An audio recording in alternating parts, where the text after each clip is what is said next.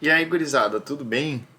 Então, né, agora eu estou aqui novamente, professor Dardo, para nesta aula concluir com vocês o terceiro bimestre, que nossa matéria, principalmente, foi estratificação social, certo? Basicamente é essa a matéria do terceiro bimestre, estratificação social. Eu vou aproveitar nesse vídeo e responder uma pergunta que muitos me fizeram por e-mail sobre o aproveitamento da APNP. Assim, gente, eu possibilitei que vocês aproveitassem o último bimestre, ou seja, o próximo, esse ainda é válido para todo mundo.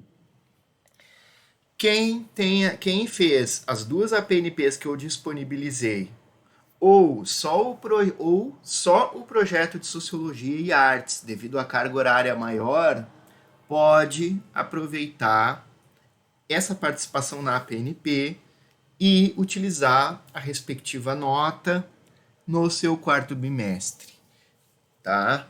Quem fez só aquela APNP de Sociologia de 4 horas em 2020 não vai ter liberação, porque é muito curta, né? Isso não preencheria um bimestre em termos de carga horária. Então, assim, tu fez a APNP, ou as duas APNPs, ou só o projeto de Sociologia e Artes, me chama para confirmar. Mas provavelmente a tua nota ela tá garantida. Então, assim, o que eu vou fazer? Se o aluno sumir no quarto bimestre, eu vou olhar lá se ele fez a APNP. Se ele tiver cumprido o requisito de aproveitamento, eu vou colocar aquela nota no quarto bimestre. Ponto. É isso. Mas, por via das dúvidas, venham me perguntar, confirme, tá? Porque daqui a pouco vocês acham que fizeram ou não entregaram uma atividade, estão sem a participação na PNP, e aí não vai ter esse aproveitamento. Então, fala comigo, tá? Mas é isso. Todo mundo que fez o projeto de Sociologia e Artes tem a nota de APNP garantida no quarto bimestre. Quem fez as duas APNPs em 2020 e 2021, a mesma coisa, tem a nota garantida. Vamos lá, essa é uma aula de conclusão, né, do bimestre, que eu estou disponibilizando a minha aula junto com uma outra aula que eu vou comentar daqui a pouco. E, na sequência, além do fórum que eu vou disponibilizar para vocês, eu vou passar o trabalho de fechamento do primeiro bimestre, tá? É o trabalho que vale a maior parte da nota. Os fóruns, eles são complementares a essa nota. Então, assim, ó, hoje eu quero falar para vocês sobre dois conceitos, tá? Que eles têm muito a ver, mas eles não são exatamente a mesma coisa. Que são estratificação social e estruturas sociais. Na última aula eu já falei para vocês de estratificação, mas eu quero trazer novamente. O que acontece? A estratificação ela é uma ferramenta teórica e analítica para dividir a sociedade, para entender a divisão que existe, né? Não, a sociologia em si ela não divide a sociedade, ela analisa uma divisão que já existe. Sociedades há muito tempo elas são hierarquizadas, né? A gente está falando desde o tempo ali das sociedades complexas, com Estado, com produção de excedente, nós estamos falando de sociedades hierárquicas, ou seja, sociedades que têm uma desigualdade social, tá?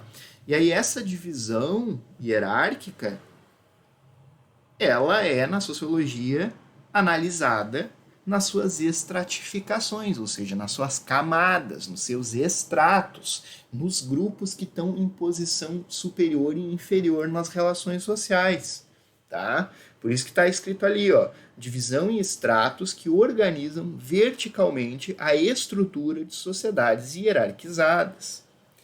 E eu quero dizer para vocês que a visão clássica sobre estratificação, que é uma visão largamente influenciada no marxismo, é a da estratificação por classe, por condição econômica.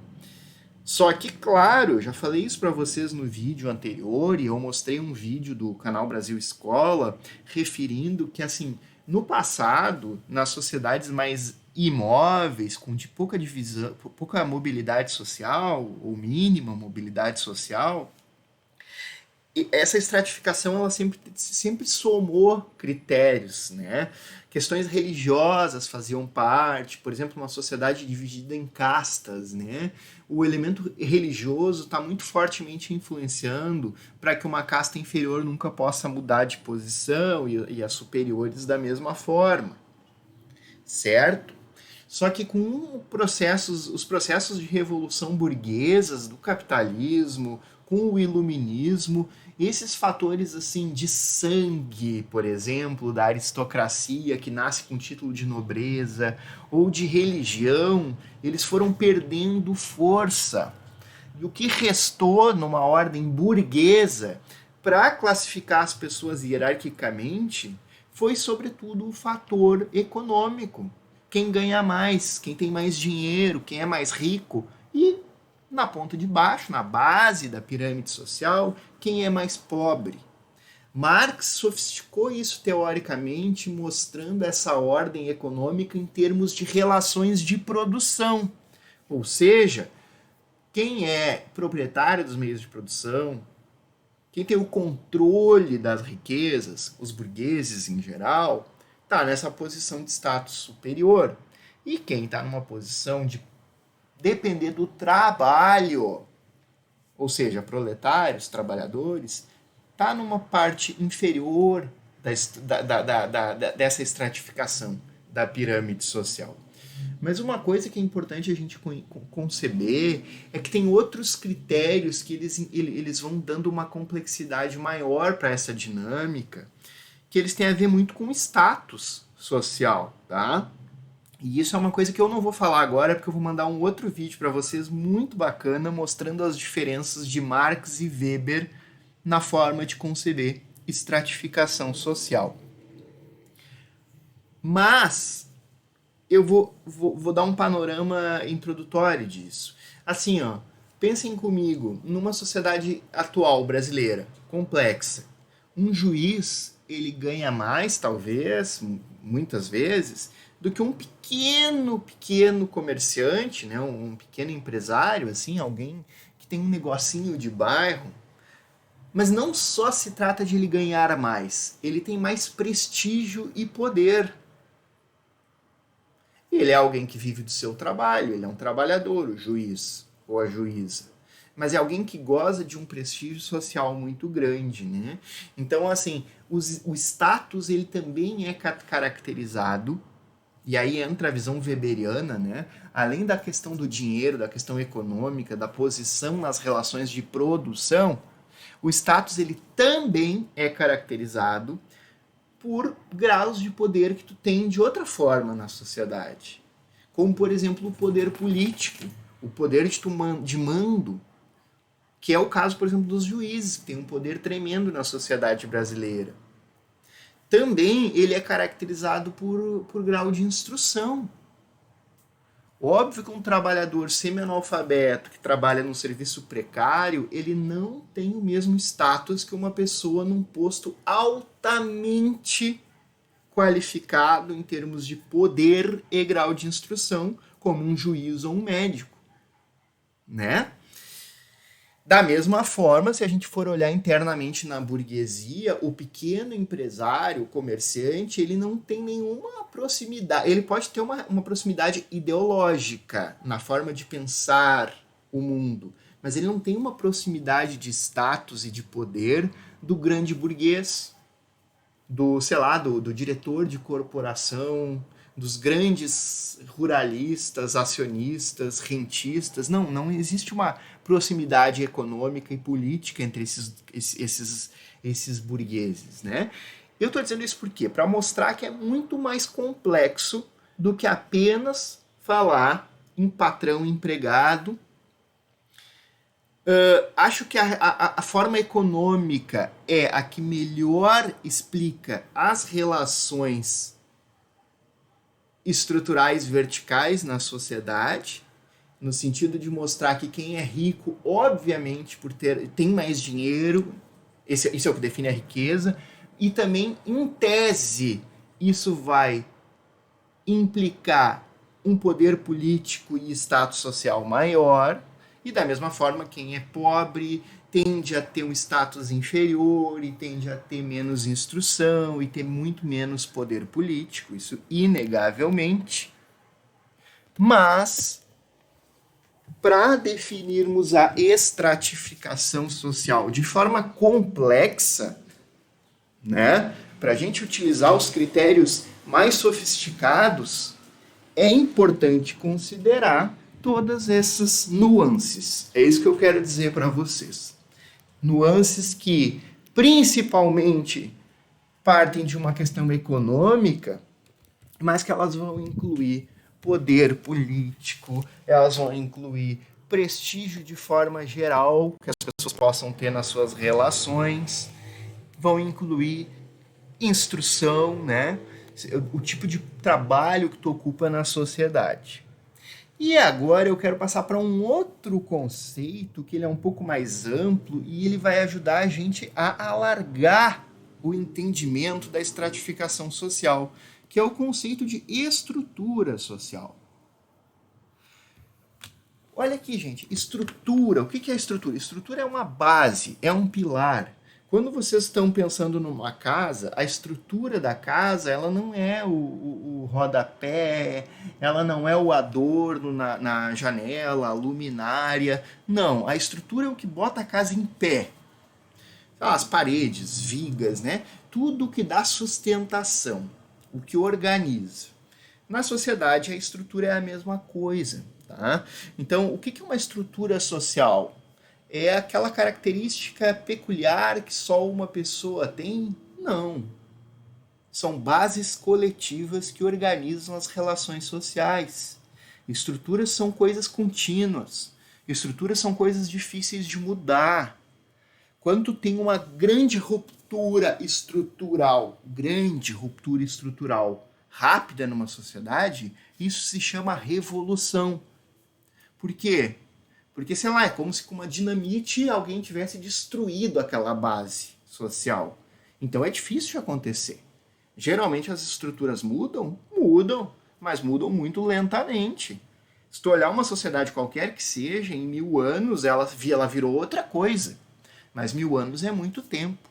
E eu vou dizer para vocês, algumas estruturas sociais duram muito mais do que 1000 anos. Tá? Então, assim, estruturas são bases de poder. E elas organizam as sociedades em hierarquias, né?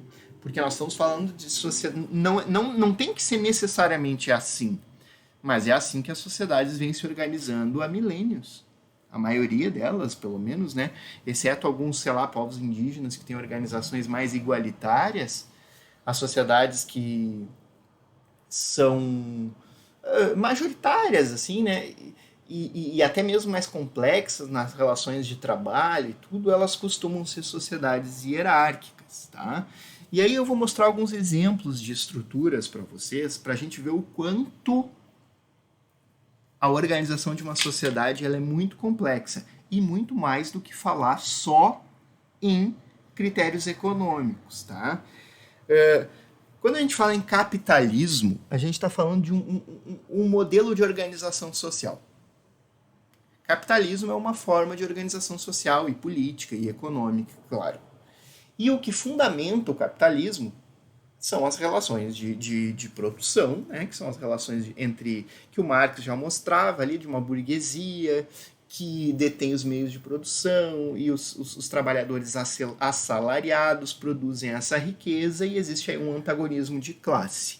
Então, assim, a classe ela é uma forma de divisão estrutural bem demarcada, que eu já mostrei para vocês em outras aulas, que Marx falou isso com muita propriedade, tem a ver com a posição na produção econômica.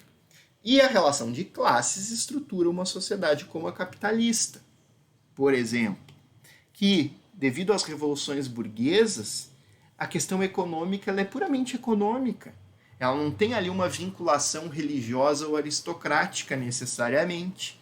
Se a gente pegar uma sociedade como a feudal, que era uma sociedade de nobreza, essa divisão de classe ela faz menos sentido, porque a posição de maior status ela é dada pela nobreza de sangue. Na sociedade capitalista não é bem assim. Embora, claro, né, a aristocracia daquela época, muita gente ainda continue fazendo parte da grande elite mundial, né? Então, assim, a classe é uma forma de estrutura social, mas não é a única. E aí tem outras que a gente não falou aqui nas aulas até agora, até não são muito a matéria do primeiro ano, mas eu vou tocar para vocês para dar uma dimensão do processo, como por exemplo o gênero, tá? Nós vivemos alguns milênios já da estrutura social mais durável, que é a estrutura patriarcal. A maioria das sociedades nos últimos milênios, elas são estruturadas numa relação de dominação de gênero em que homens dominam, ou seja, patriarcal, né, as relações sociais. Se a gente pegar a grande referência ocidental da sociedade patriarcal, que é a Roma antiga, tu tem uma sociedade tremendamente patriarcal, onde os homens, os senhores, né, os escravos, eles entram num outro registro aí. Os homens senhores, eles são proprietários de tudo, das coisas, das terras, do poder político e também das mulheres. Proprietários das mulheres. Isso é o patriarcalismo no seu sentido mais radical possível. Mas a gente pode pensar, tá, no Brasil não é assim hoje, é diferente, né? Mas veja bem, nós estamos falando do país, ou do mundo, tá? Mas pensando no Brasil, com altíssimos registros de feminicídio, com uma violência absurda que as mulheres sofrem. Então, com posições de prestígio ocupadas principalmente pelos homens, né? De poder, de altos salários, com uma carga de trabalho para as mulheres, um trabalho doméstico que é infinitamente superior às dos homens. Então existem muitas marcas dessa estrutura patriarcal hoje, e ela é diferente da Roma Antiga, ela é diferente de outros lugares, mas o patriarcalismo como uma estrutura que organiza hierarquicamente, ele existe, e é muito forte. Organiza de formas assim, ó, numa dominação e hegemonia masculina em relação às subalternidades, né? As subalternidades são aqueles grupos ou indivíduos que ocupam uma posição de inferior de status, de poder, uma posição mais marginal. E a gente pode colocar não só as mulheres nesse registro, mas assim, pessoas LGBTQI+, por exemplo, numa sociedade em que o patriarcalismo está atrelado à heteronormatividade, essas pessoas LGBTQI+, elas também ocupam uma posição inferior nessa estrutura. Pessoas trans, então, nem se fala, né? Que são as pessoas assim, mais marginalizadas do ponto de vista do gênero e que têm a menor expectativa de vida. Tá? Essa é uma estrutura social diferente da de classe, mas ela é igualmente forte, ela é igualmente hierárquica e ela é igualmente pautada em dominação, em poder. E uma terceira, que eu vou dar o exemplo para vocês, é a de raça, né? Raça, que é um conceito que já foi científico para determinar as diferenças humanas, caiu em descrédito depois da Segunda Guerra, sobretudo com os horrores da relação eugênica que foi estabelecida no nazismo, mas no Ocidente de um modo geral, né, porque o conceito de raça ele serviu para legitimar o colonialismo. Não foi só o Hitler que foi racista, muito pelo contrário. No Brasil, nos Estados Unidos, a teoria racial ela organizou a dominação dos povos coloniais. Então, assim, a raça que já foi um conceito científico considerado válido, hoje ela é uma categoria sociológica para a gente entender as relações étnicas, em geral, dos brancos colonizadores, né, ou do legado do colonialismo europeu em relação aos povos racializados, né, indígenas, negros, povos assim considerados racialmente dominados em todo o mundo por séculos. Porque o colonialismo ele partia desse princípio de que era legítimo os povos brancos em nome, sei lá, no início era em nome do cristianismo, depois virou em nome da civilização e da ciência e do progresso e do capitalismo. Era considerado legítimo que que os brancos e seus descendentes, né, primeiro europeus, depois os descendentes europeus remanescentes nas colônias, era considerado legítimo que eles dominassem. Então tá aí uma estrutura tremendamente forte que tem séculos e até hoje deixa marcas muito fortes, se a gente considerar o Brasil, por exemplo, que é um país que, em primeiro lugar, exterminou a sua população indígena. Hoje existe em torno de 1 milhão de indígenas no Brasil que resistem de forma muito precária.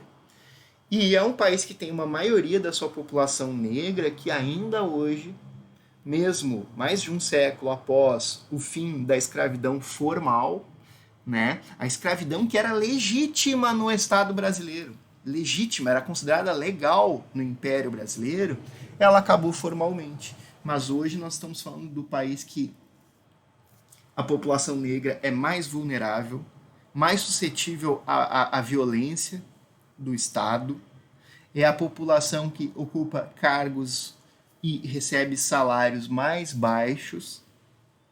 É um Estado, é um país, é uma sociedade racista. O Brasil. Não é o único, né? Outros países são também. Porque há esse legado do colonialismo europeu muito forte até hoje. Inclusive, é um tema que particularmente eu gosto muito, que eu não trabalho no primeiro ano, isso é chamado de colonialidade, por um autor peruano chamado Aníbal Quijano, que mostra que não existe um colonialismo formal, mas existe um colonialismo mental até hoje, nas estruturas de poder e de saber, que ele chama de colonialidade. Então é só para dar mais um exemplo de que a raça é uma outra forma de estrutura das relações sociais. Por que eu disse isso? Para que a gente entenda o tema da estratificação social, que é a nossa matéria do bimestre, de forma mais complexa, tá? Estratificação é divisão em estratos, em camadas, em hierarquias. A principal forma de estratificação adotada hoje é a classe. É a divisão econômica, né? Que Marx vai olhar para as relações de produção para determiná-las. Mas a gente tem que considerar outras estruturas que também constituem as diferenças e hierarquias numa sociedade. E aí eu dei 3 grandes exemplos, né? Classe, gênero e raça. Esses exemplos eles são talvez os mais marcantes na atualidade, devido à longa duração, devido à força que eles têm para classificar as relações sociais e para criar hierarquias na sociedade, né? Essa é a matéria com a qual eu encerro o bimestre com vocês. Eu vou passar um outro vídeo também mostrando as diferenças de estratificação em Marx e Weber. Muito legal esse vídeo, assistam, tem que assistir, né? Vai ter atividade sobre ele também. E no próximo bimestre a gente inicia a falar sobre trabalho. Aí a gente vai adentrar o tema das relações de classe a partir do tema trabalho, tá, gente? Um beijo para vocês, fiquem bem, se cuidem, tá? Acho que ano que vem a gente volta a se ver, olho no olho, tá?